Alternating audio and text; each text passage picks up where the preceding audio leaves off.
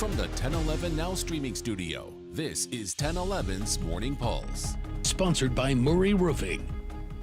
Good morning. This is Craig Allison with your Morning Pulse for Monday, October 13th.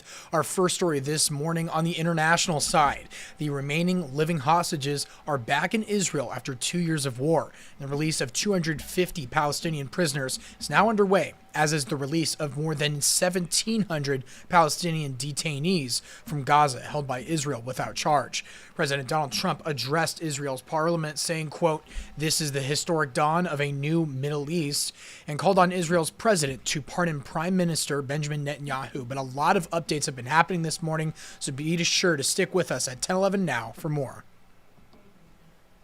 Second story, back to local news from overnight. Lincoln police are investigating two crashes that happened Sunday evening. The first one shut down the westbound lanes of O Street for a couple of hours around 10:15 p.m. You can see that here now, just west of 70th Street, involving a motorcycle and at least one other vehicle.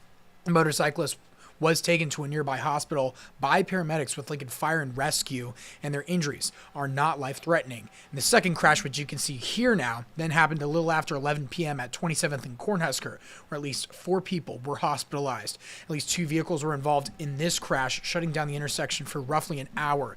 Lincoln police tell us all of the injuries are not life-threatening, and they continue to investigate both of these crashes.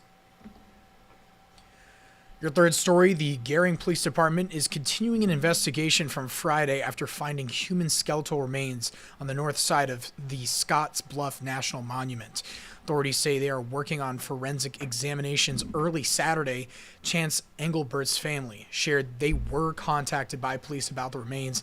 Engelbert was last seen in Gering in July of 2019. Authorities say the investigation is ongoing and no extra details have been released.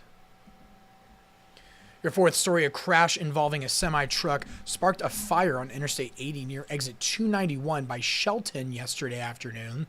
According to Nebraska 511, westbound traffic between mile marker 292 and the Shelton link, including the entrance ramp, is closed to all except emergency vehicles. Drivers were urged to avoid the area, but it's still unknown what sparked the fire.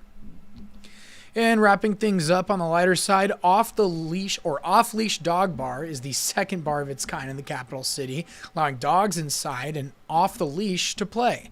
Every Tuesday and Sunday, though, they allow kids to play with them, and it's down in the Telegraph District, and you do not need a dog to be able to enter. Bar also hosts foster meetups, encouraging families to adopt a dog into their family. That's going to be your Morning Pulse for this Monday morning, and we'll wrap things up with a look at your 7-day cooler today with rain chances coming later.